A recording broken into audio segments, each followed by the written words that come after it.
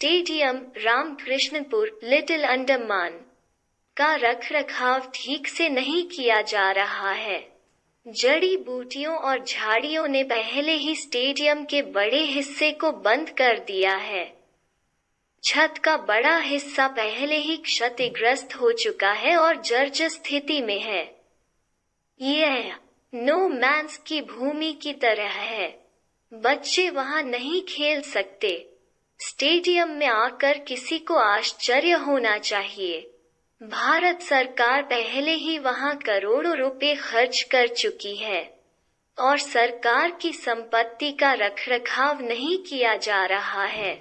दूसरे, सरकारी senior secondary school Ramkrishnapur little Andaman के कुछ कक्षाओं की हालत खस्ता है और उन्हें तुरंत खत्म करने की जरूरत है। बरसात के दिनों में बारिश का पानी क्लासरूम में घुस जाता है।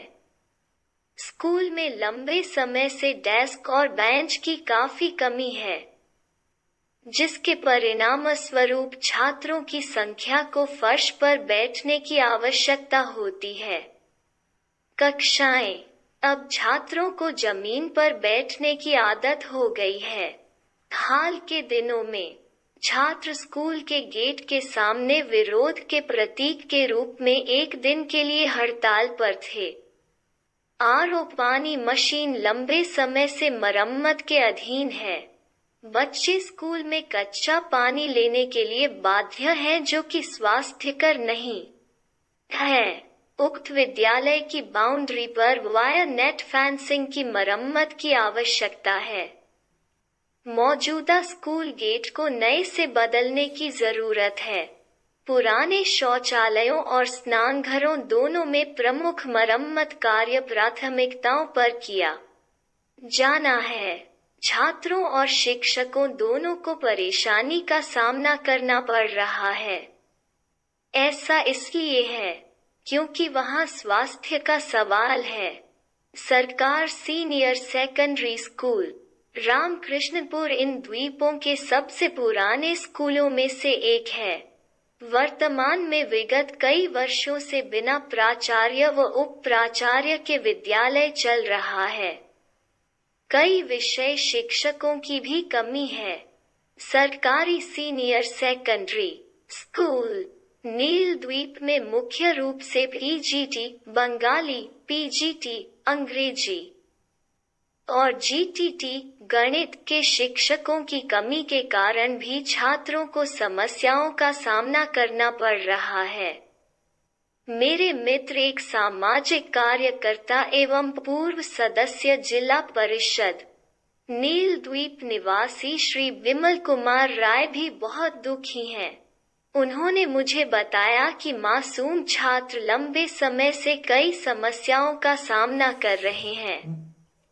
उन्होंने यह भी बताया कि लड़के और लड़कियों दोनों के शौचालयों और स्नानघरों की स्थिति को प्राथमिकता के आधार पर ठीक करने की आवश्यकता है।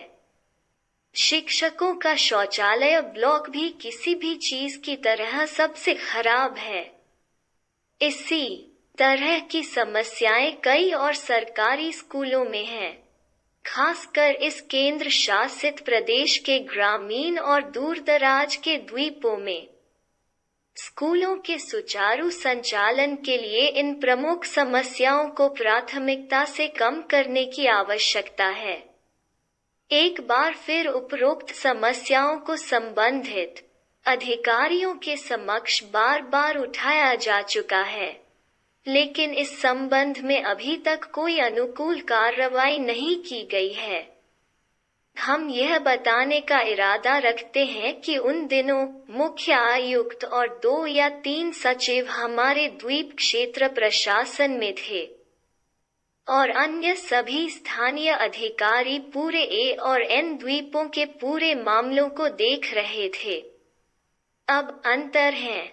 लगभग 44 IAS प्लस डैनिक्स को पहले ही सभी विभागों के प्रमुखों में तैनात कर दिया गया है और स्थानीय सरकारी अधिकारियों पर हुक्म चला रहे हैं। यहाँ तक APWD गेस्ट हाउस के कमरे की बुकिंग का काम भी IAS या दानिक्स के अधिकारियों द्वारा किया जा रहा है, जो आजकल हमारे द्वीप क्षेत्र में है। यह दुर्भाग्यपूर्ण है कि एक भी स्थानीय अधिकारी इस प्रशासन के तहत किसी भी विभाग के निदेशक HOD का पद नहीं संभाल रहा है। यह बहुत दर्दनाक होता है। इसे अन्यथा नहीं लेना चाहिए। यह जमीनी हकीकत है। पूरी दुनिया सत्ता के विकेंद्रीकरण की बात कर रही है, जबकि हम रिवर्स गियर में हैं। स्वशासन का सिद्धांत फाइल में है। बेअंत सिंह उन दिनों शिक्षा निदेशक थे। किसी को आश्चर्य होगा कि अधिकांश शिक्षक उनके नाम से जाने जाते थे। वो हर स्कूल का दौरा कर रहे थे, यहाँ तक सबसे दूर के स्कूलों में भी। उन दिनों प्रत्येक स्कूल में पर्याप्त शिक्षक, नियमित प्राचार्य, उप प्राचार्य और प्रधानाध्यापक उपलब्ध थे, जबकि आजकल हमारे द्वीपों में 90% सरकारी स्कूल सिद्धांतों, उप प्राचार्यों और प्रधानाध्यापकों के बिना चल रहे हैं। हमारे माननीय उपराज्यपाल एडमिरल DK जोशी जी से अनुरोध है कि कृपया व्यक्तिगत रूप से देखें और कृपया जल्द से जल्द आवश्यक कार्य करें। परितोष कुमार हल्दर, अध्यक्ष, अंडमान निकोबार डेमोक्रेटिक कांग्रेस।